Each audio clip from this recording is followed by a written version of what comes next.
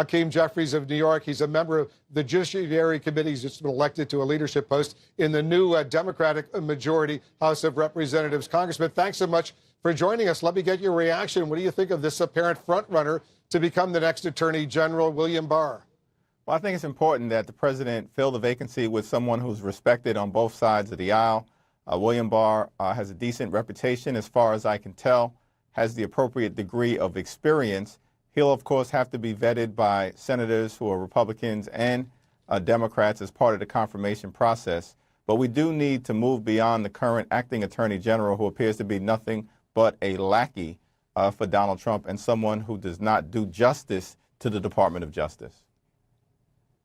Barr and Robert Mueller, they worked closely together during the first Bush administration, but Barr has criticized Mueller for appointing some of the prosecutors on his Russia probe team with a history of making political donations to Democrats. Does it give you any concern about his potential treatment of the Mueller investigation if, in fact, he's confirmed as Attorney General?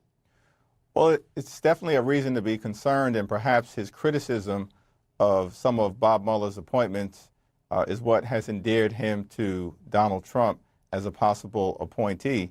But those should be scrutinized appropriately by the Senate, which has the confirmation authority pursuant to the Constitution. We all have to make sure moving forward, and House Democrats plan to make sure that we serve as a check and balance on a potentially out-of-control executive branch in the context of any possible interference relative to the Mueller investigation.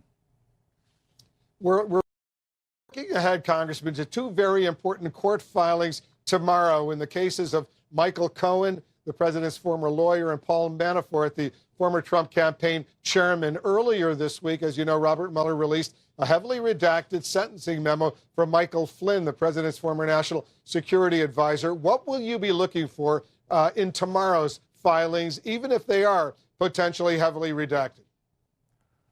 Well, I think we want to see further evidence, to the extent that Bob Mueller deems it necessary, to lay out the case as to what actually happened in 2016 and whether there was collusion and/or a real conspiracy that took place between Russian operatives at the direction of Vladimir Putin and Donald Trump's campaign team with respect to selling out our democracy.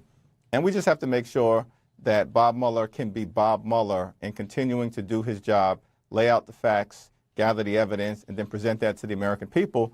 And simultaneously, Wolf, House Democrats are going to pursue our For the People agenda focused on kitchen table, pocketbook issues like lowering health care costs for everyday Americans. As you know, Congressman, Mueller recommended that Michael Flynn serve no jail time, citing his extensive early cooperation with the investigators. Do you think that's a message to other witnesses, a message to go ahead and cooperate? Well, it's certainly a tactic that we've seen used by prosecutors all throughout the country in regular cases that are brought before our court system. And in this particular instance, if a witness has provided substantial assistance, as Bob Mueller appears to be indicating Michael Flynn has done, then the recommendation is often for a lenient sentence. It is quite extraordinary that you would have the Trump National Security Advisor, who, as a result of that position and the breach of trust that took place by at least pleading guilty to lying to a federal agent, the recommendation would be no jail time, which seems to suggest that a significant amount of information has been presented, and that could be damaging for the Trump administration. You sit on the House Judiciary Committee, which is scheduled to interview the former FBI Director James Comey tomorrow. This hearing has a lot of political baggage, as you know. What do you think Republicans on your committee want from Comey? Why do they want to hold this hearing behind closed doors? Well, it's a great question. First of all, the hearing should be in public view so that the American people can hear what James Comey has to say if the Republicans are going to go through the process of dragging him before our committee.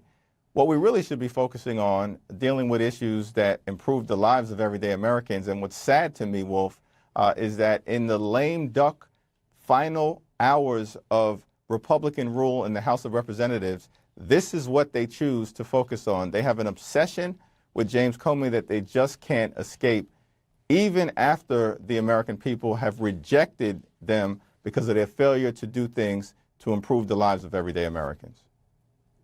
Congressman Hakeem Jeffries, thanks so much for joining us, and congratulations on your election to a leadership position in the new House of Representatives. We appreciate your joining us. Thank you.